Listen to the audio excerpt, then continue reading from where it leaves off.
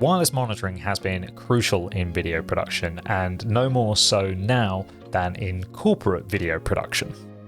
My name is James Watts. I am a camera operator and video editor based in the southwest of England, and I specialise in shooting a lot of corporate interviews, a lot of case studies, that sort of thing.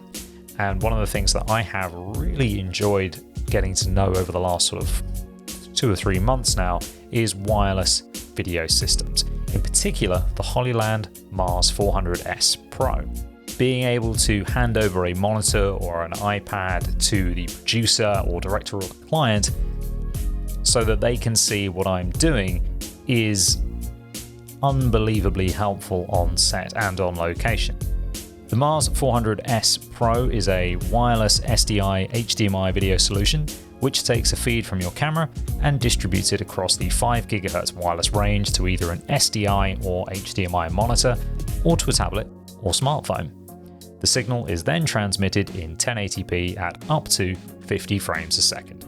This means that I can hand over a monitor or an iPad, or I can tell them to boot up the Hollyview app on their phone, and they can see what I'm doing. The app works across iOS and Android. I'm an Android user, but everyone in the industry seems to have iOS, so it's handy that it's available across both devices. My camera setup is the Panasonic EVA1. The EVA can output signals through the SDI and HDMI ports separately, so I can record in 4K 25 frames a second and send a 4K signal out to the Atomos Ninja 5 as my monitor, and then an HD signal out through the SDI board. The 400S Pro actually cross-converts the signal as well, so you can plug in via SDI from your camera and output to an HDMI monitor or vice versa. The only caveat I found is that on older monitors that can only display 25 frames a second, if you start shooting in 50 frames a second, that monitor is no longer able to output that signal. However, most monitors can display 50 frames a second now. It's only some of the older broadcast monitors that can't do that. I normally mount the transmitter onto the side of my EVA using a magic arm, or if I've got it on the GH5S or the S5, I mount it directly to the hot shoe. The hot shoe doesn't really fill me with confidence, as you've really got to tighten it down once you get it on there, so I actually prefer to use the 1/4 inch mount which is on the bottom of the unit itself, hence using it with a magic arm. I've not quite made the jump over to V-mount batteries yet, so I prefer to use mine with Sony NPF batteries.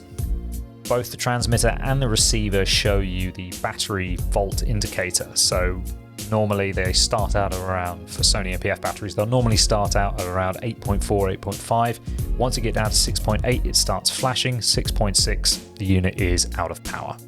The latency on the Hollyland 400S Pro is actually pretty good. It's probably within the margin of error of being able to still focus pull from a monitor, but it's going to depend entirely on the camera it's outputting from. So if you've got a lot of delay on your HDMI or your SDI camera, it's going to take that into account as well and then add its own delay onto that. So if you're shooting with something like a Panasonic S5, which has very bad HDMI delay, you're not going to be able to pull focus off this. However, if it's plugged into an SDI port from, say, the EVA or the FS7 or the FS5 or the FX9, it's actually within that tolerance level so that you can still focus pull from that. It means you've got a little bit of delay. Here's an example of the delay using a GH5S, showing the time code of the Zoom F5, and here it is displayed on an external monitor and on my phone. Something you may find when you boot them up is that the transmitter and receiver don't automatically start talking to each other sometimes. Sometimes the transmitter is transmitting, but the receiver is just stuck in this, I just don't know what to talk to. If that's the case, turn them both on and off again and make sure you turn on the transmitter first and then the receiver.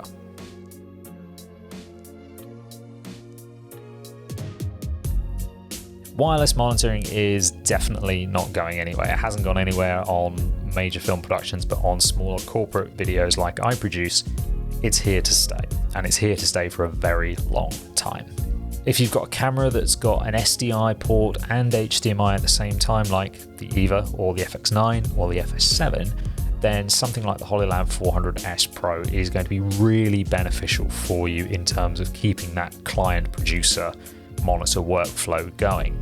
If you've just got an HDMI based camera, maybe this isn't probably the best system for you. Maybe you should go for the 300S instead, but I don't have any regrets about getting the 400S because it does mean I can use it universally with both my HDMI and my SDI cameras. What might be considered a limitation for some people is that it's a 1080p system. I don't consider that a negative at all. I consider that as something which is actually a benefit to it, especially as I've got cameras that can output 4K and 1080p from their different ports at the same time.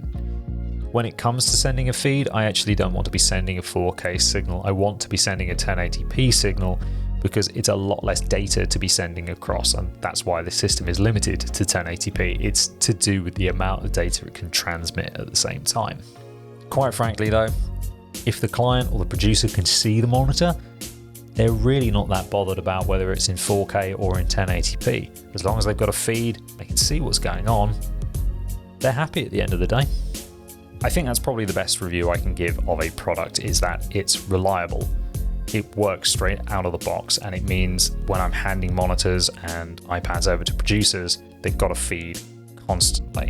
And that, I think, is the best review you can give of a product. It just works. So thank you for watching. If you've got any questions, pop them down in the comments down below, and I'll see you in a future video.